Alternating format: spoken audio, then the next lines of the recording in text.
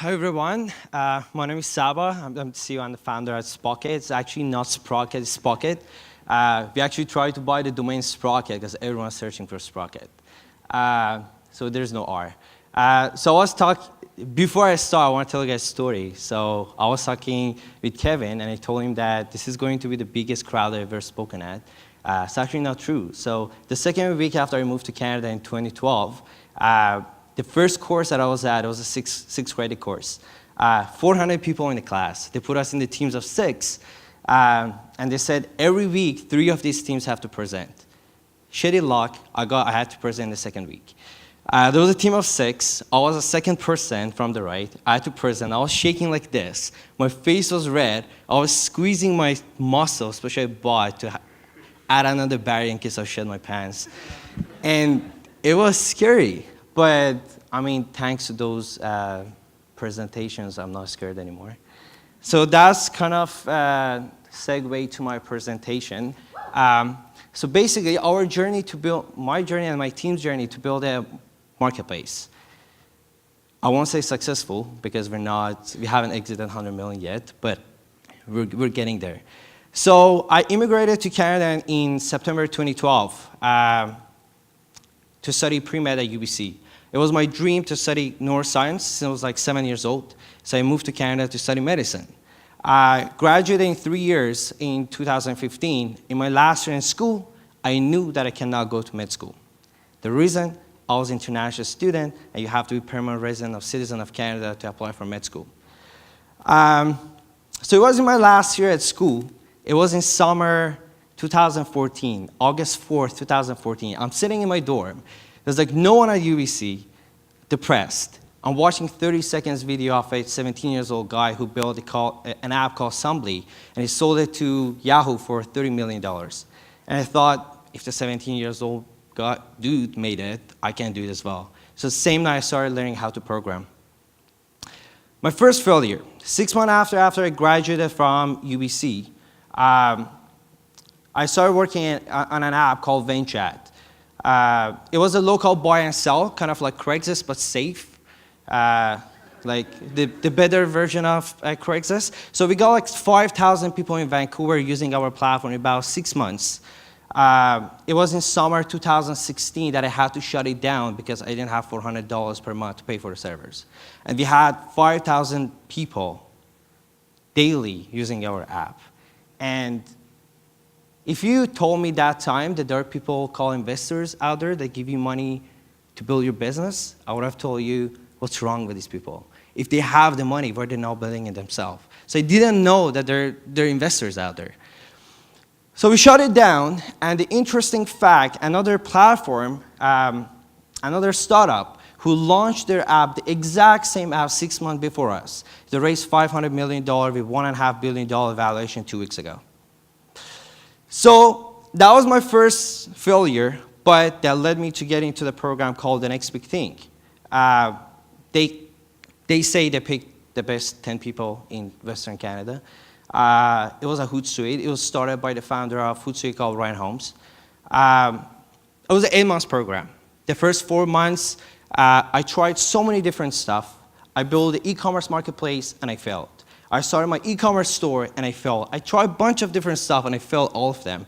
It was sorry, English is my second language. It was the last couple of weeks of December 2016 that the program manager told us, you guys have a couple more weeks. In January, the second part of the cohort, when you guys come in, a portion of the teams will cut off, and you guys might not make it to the second round of the program. So I had like a couple of weeks to figure out something to build. The last 2 weeks of December and the first 2 days of January, I didn't go anywhere, just sat down at my home, at my place. It wasn't a home. And just checked out Reddit, Quora, Facebook groups, like wherever I could to find out the problem to solve. I was talking to a bunch of these e-commerce people, and it just got me back to the problem that I was facing myself. And it was basically, I was trying to build my e-commerce. I didn't have money to buy products upfront, to have inventory. So I was thinking, what if someone can start an online store without buying products upfront or holding an inventory? So I started doing more research online, and I found there's actually a bigger problem that I can solve, and that was inventory distortion. That was $1.1 trillion loss every single year. And when I put all this together and connected them, it was basically the same problem that I was facing. Retailers, when they're having inventory, they don't know how many they should buy. So they either go overstock or they go out of stock. And the difference between this, the perfect inventory to buy, going overstock or out of stock, is $1.1 trillion lost every single year. So I was like, all right, let's start it. So faced a bunch of more roadblocks. I applied for Techstars and a bunch of other, like any incubators that can come to your head. And all of them rejected us. One of the very influential investors in town, like really influential, he told me others have tried this before and failed, don't bother. It was half an hour phone call. One of the VCs came to me and said, we really like you as a founder. We believe you have the key components of an entrepreneur, technical, product-driven, hungry for success, and good listener. However, we don't think Spocket is a venture-backed business. They offered me $120,000 if I come up with a new idea. They give me a free office. They help me to build a team, and within the next 12 months, raising another $2 million with the help of the network that they had. And that was my answer to them. I do have many ideas, but if there is one idea that I deeply believe would be the next disruption, I have no doubt that it would be Spocket. The problem that we are solving is the biggest problem, the second largest market in the world, which is commerce and inventory distortion. I rejected that $120,000 in that offer while I was working 3 jobs. I was working at Sport Check, putting shoes in people's dirty socks. I was building apps for other people and teaching iOS at Lighthouse Lab. And working full-time job at Spocket. That was 4 jobs. So I did all of this to hire a co-op student from UBC to build the MVP of Spocket. But that didn't last too long. 2 months after, that was our first big win. The same investor that told me that Spocket wouldn't be a big thing, they invested $500,000 in us. I had 2 more conversations with them. In the second conversation, which was 2 hours, I convinced them that this is going to be the next disruption. They said, like, okay, not $120,000. I don't want you to bring any other investors to your round. We'll give you $500,000. And our second big win, and no, not big, win. So it was in December 2017. We applied for Techstars Seattle, and we got into the program as one of the 10 top companies in the Pacific Northwest region. So excited, me and my entire team, to be one of the top 10 companies to get into the Techstars program, but another shit happened. US travel ban. Sorry, the first shit, Trump got elected. So that meant I'm holding Iranian passport. I cannot go to US and present my company at one of the most prestigious accelerators in the world. So that was the article on GeekWire saying Trump travel ban prevents Techstars Seattle entrepreneur from entering US for the startup program. But that didn't stop us. We had to have a pitch. At the end of Techstars, there is a demo day. All the companies present, and we had to present over a video. And that was the first time that Techstars Seattle had to go through that thing, like presenting over video. So it was such a mess. Like now, none of us knew like how to do it. So we had to have this video and present in front of investors and other people. That didn't stop. So we graduated from Techstars Seattle about 4 months ago, and right after we started raising money. And 2 months after, which is like pre-healthy time to raise our seed round, everything is done. I have $1.5 million committed.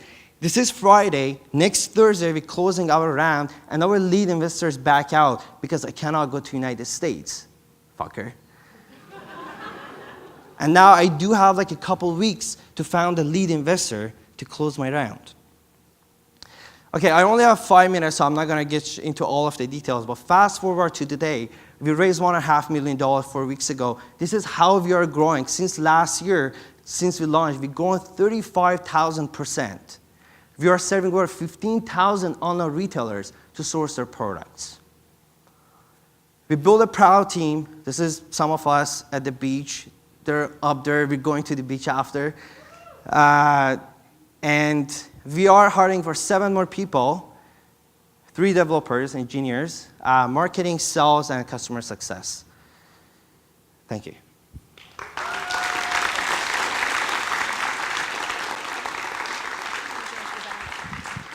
We have time for a couple of questions. Does anyone have questions? What was the 30-second video that got you interested in the program? Oh, it was this guy. He was like 17 years old, called Nick something. He built this app called Assembly, and he sold it to Yahoo for like $30 million. It was like an interview of him. And the interesting part was like he was so young, he was in last year in high school, that Yahoo couldn't transfer the money to his account, and they sent it to his parents' account. So all I was thinking like that night, it was like August 4th, 2014. What I was thinking was that if 17 years old guy in high school can make it, I'm like in my 2nd year at school, I know more math than he does. I know more physics than he does. But at that time, all I knew about computer was how to log into Facebook. But I mean, I learned it, so. And I literally spent $10. I just used YouTube and books.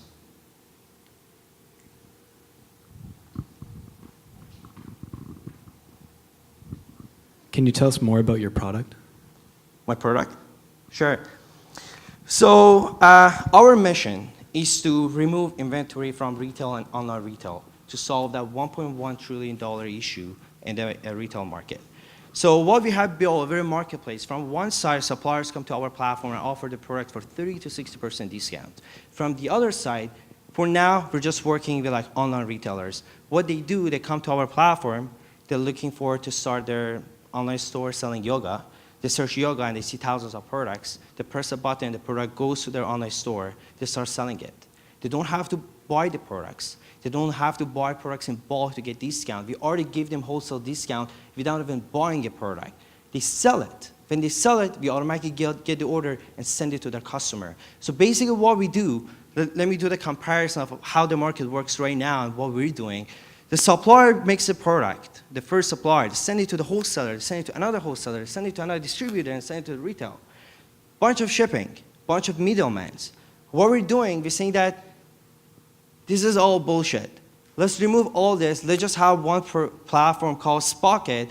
Suppliers post their products. They get bigger margin because they don't have to give discount to so many of these middlemen. They don't have to pay for all this shipping. Retailers get more margin because there's so many things are caught from the middle, all these middlemen. And the retailers sell it, the supplier directly send it to the end consumer. So the retailer will be a distribution center, not an inventory center. They don't hold inventory. They're selling it. They're just showing the product. And the supplier directly sends it. So that's the marketplace that we have built. Awesome. Yeah. Last one, and then you guys can talk to him outside.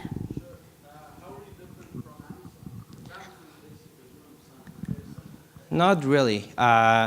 So Amazon is B2C, they're selling directly to the consumer. It's not a discounted product. We're basically helping thousands of online retailers to become a mini Amazon. So what's here in my head is that we could potentially in future become a distributed Amazon. So this is this giant, massive e-commerce platform called Amazon that 200 million people visit every month to buy the product. You go post a product and someone comes and buy it. That's B2C, directly to the consumer. But what we're saying is that the same supplier can come to our platform and offer discount, so cheaper than selling on Amazon, and then let all these thousands of retailers selling those products for them. That means that this supplier gets a distribution they never could get before.